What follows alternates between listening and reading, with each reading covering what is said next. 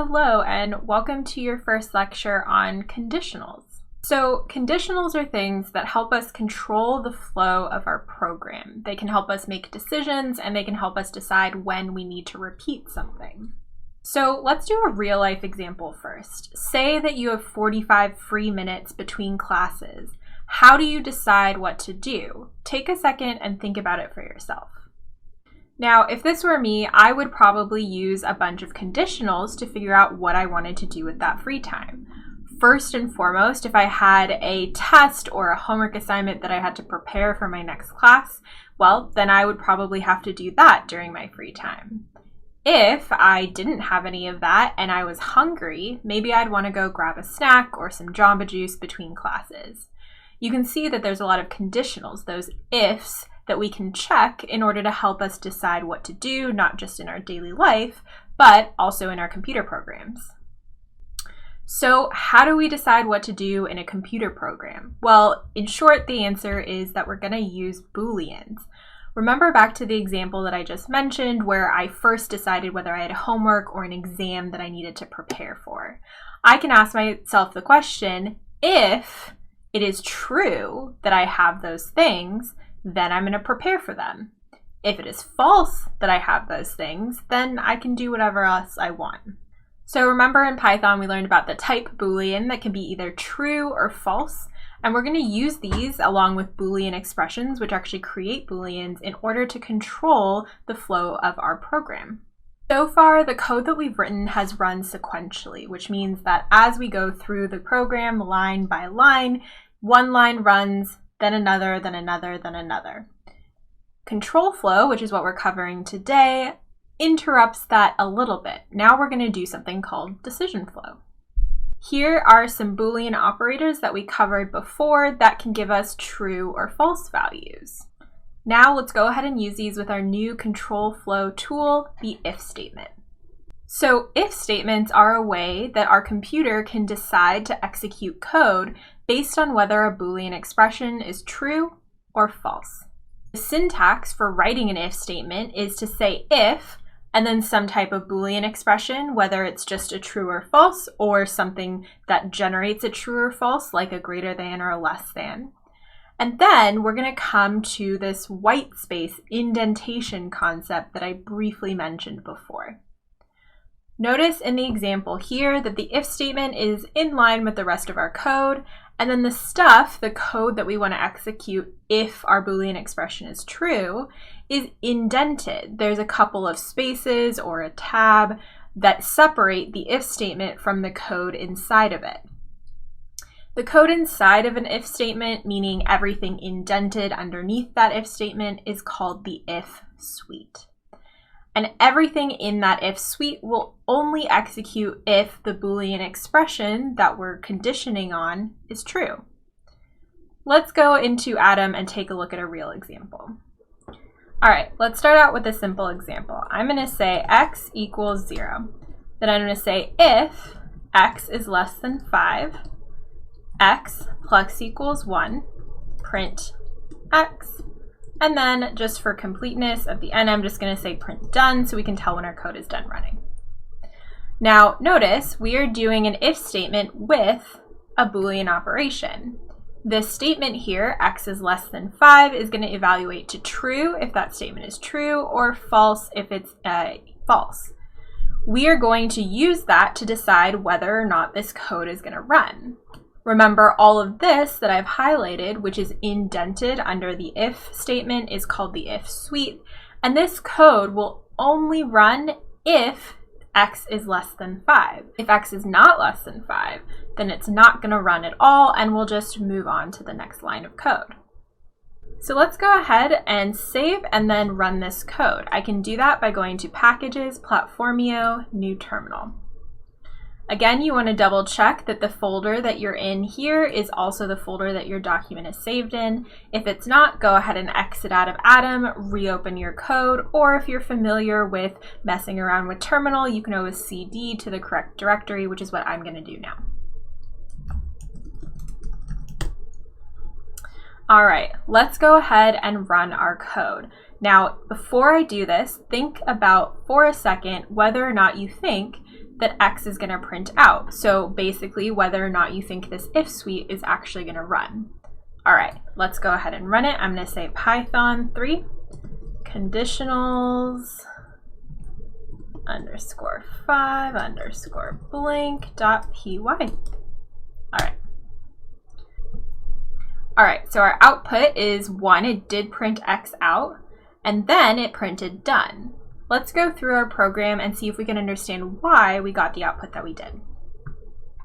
So when we start out our code, X is equal to 0, and then we check if X is less than 5. Well, 0 is less than 5, so this is true, and therefore the if suite is going to execute.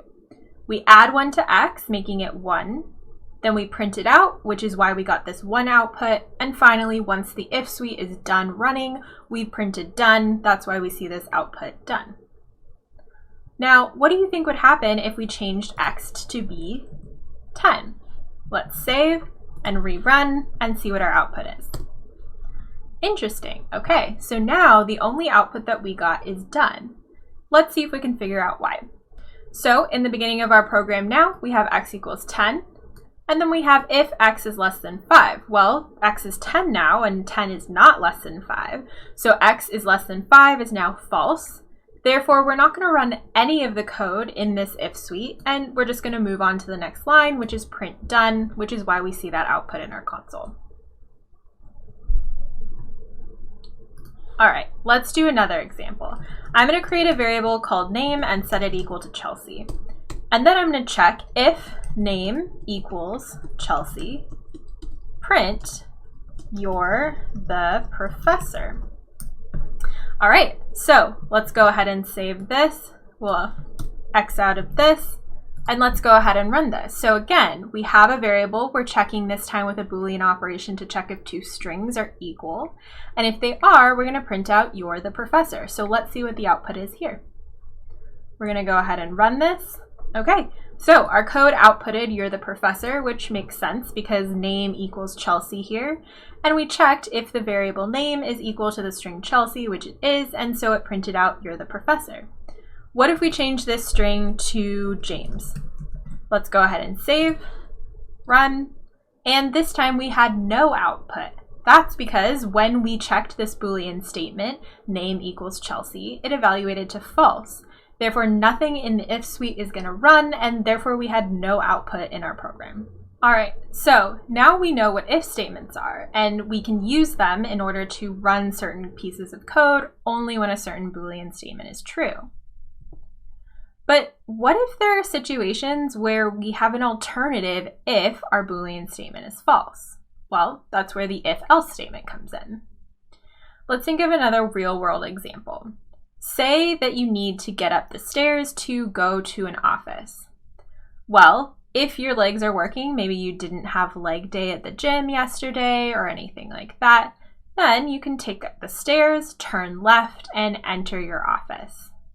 But what if your legs aren't working or you're just tired and don't want to take the stairs?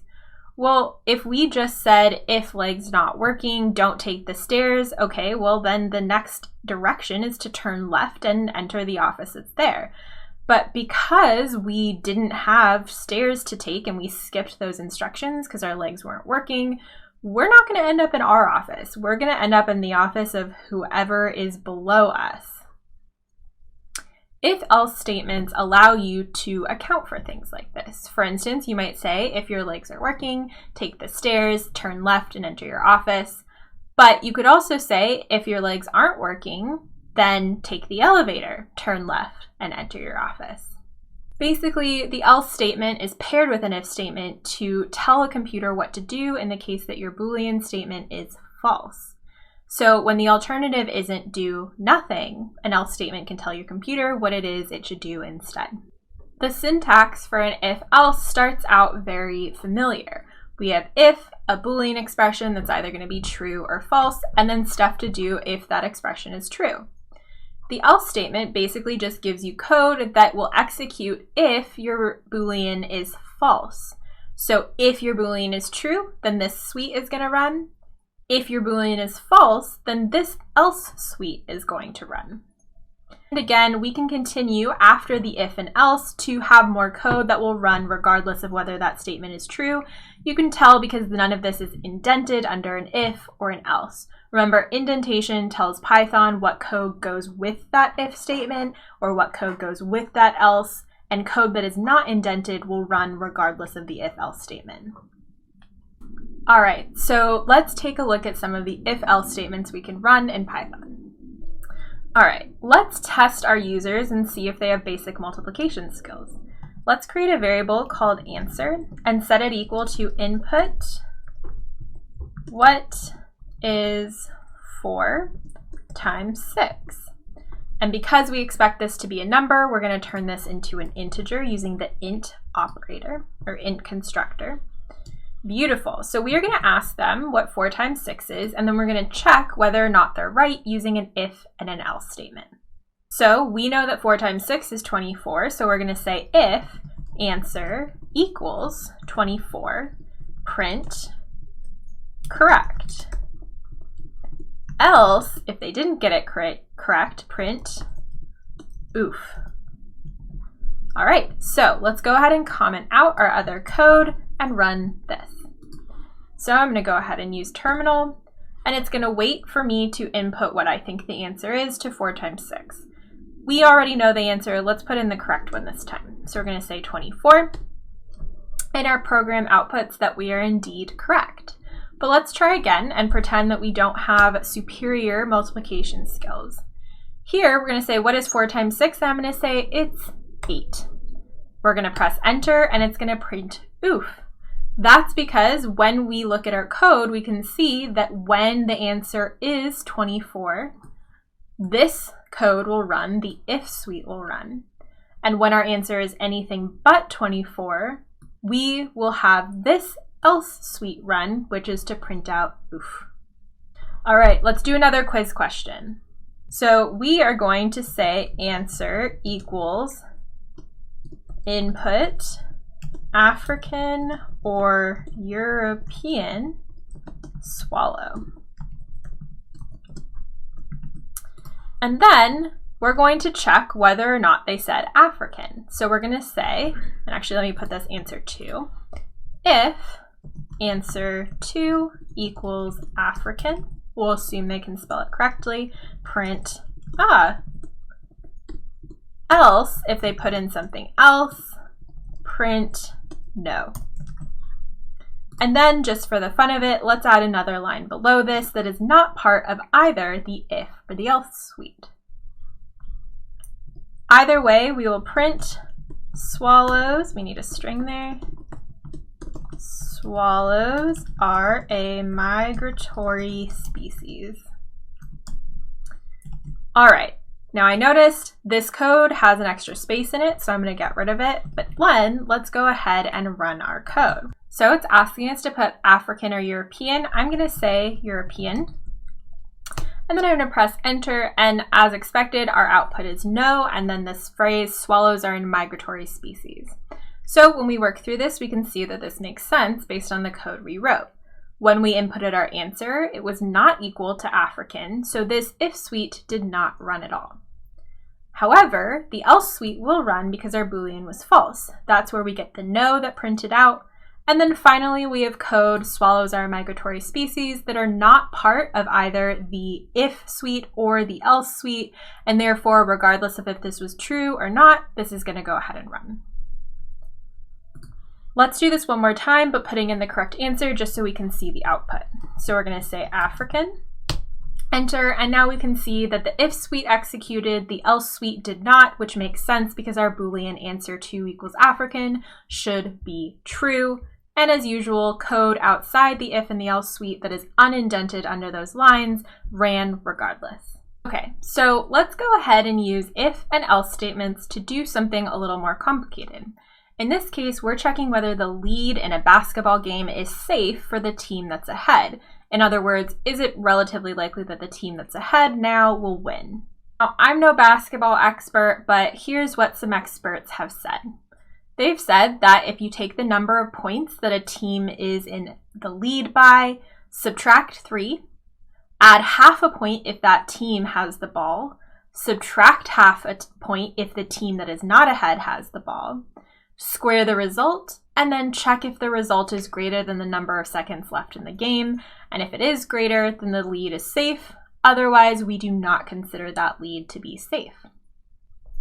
Now, we want to write a Python program that does all of this calculation for us so that we can just put in the number of points and some details about the game and check whether our favorite team has a safe lead or if we should be a little bit nervous. Now, this seems like a lot of steps, but let's, before we even touch any code, work through them in our head. So the first thing that we need to do in a Python program that calculates whether a lead is safe is to get the lead. In other words, how many points ahead is the winning currently team. The next step would be to subtract 3 from whatever that lead is. Next, we need to get the input of whether the winning team has the ball or the other team has the ball. And then we need to add or subtract 0.5 depending on what the result is. Finally, we need to square this result. And then we need to find out how many seconds are left in the game. Once we know that information, we can use that to compare whether the number that we've calculated is greater than that number of seconds left. If it is, the lead is safe. Otherwise, it is not. Then we need to print out the result of whether it was safe or not to the user so that they know. All right, now that we've thought through the steps of our program, which is always a good thing to do, let's get to coding this. All right, so step number 1 is to ask how many points ahead is the winning team. To do that, we're going to say int, because we eventually want this as an integer, input how big is the lead, or you could put whatever you want in there, and we're going to go ahead and save that. So now that we have the number of points that we're ahead as an integer, the next step, if you go back to our slides, is to subtract 3 from the number of points. So let's say points equals points minus 3. We could have also used our minus equals shortcut here. And now we've subtracted 3 points. Next, we need to know who has the ball. So we are going to say lead equals input who has the ball, question mark, the leading team or the other team. Beautiful. Now that we have this information, we can go ahead and add half a point if the leading team has the ball and subtract half a point if the leading team does not have the ball. Now, user input is imperfect, but let's assume that someone will either input leading team or other team as a response to that question. So we'll say if lead equals other team, then points minus equals 0.5. So we're subtracting half a point. However, if lead equals leading team, then we're going to add half a point. Points plus equals 0.5. Now, we don't want any negative numbers here, so I'm going to add in an extra step, and we're going to say if points is less than 0, points equals 0. This basically says if by subtracting 3 and then potentially subtracting another half, if that results in a negative number, let's just set that number to 0. All right, we're almost there. Now we need to square the result. So we're going to say points equals points squared. Now the final input that we have to get is how many seconds are left in the game. I'm going to do this by saying int input how many seconds are left in the game. Beautiful. Now that we have our points computation and seconds, we can use Boolean operators and if statements to check whether or not the lead is safe or not.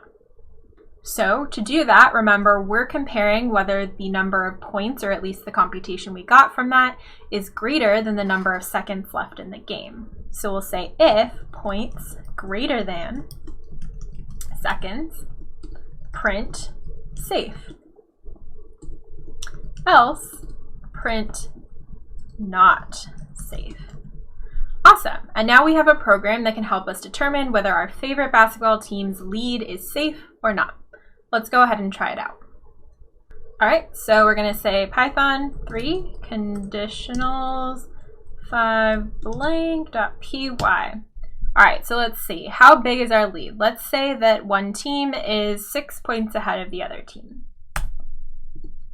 Now they're asking us who has the ball, the leading team or the other team. Let's say that the leading team has the ball. So we'll say leading team. And then how many seconds are left? Let's say 10. And it thankfully prints out that our lead is safe. All right, let's double check our answers by hand. So we inputted that the lead was 6 points. Then we subtracted 3, giving us 3 points. Next, we said that the team that's in the lead does have the ball, meaning we're going to add 0.5. So now we're at 3.5.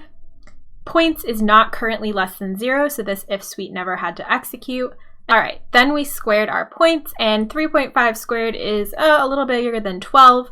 And then we figured out that there are 10 seconds left in the game, and 12 or something slightly bigger is greater than 10. Therefore, we printed out safe, which is exactly what happened. All right, that is all that I have for you. I will see you in your next lecture.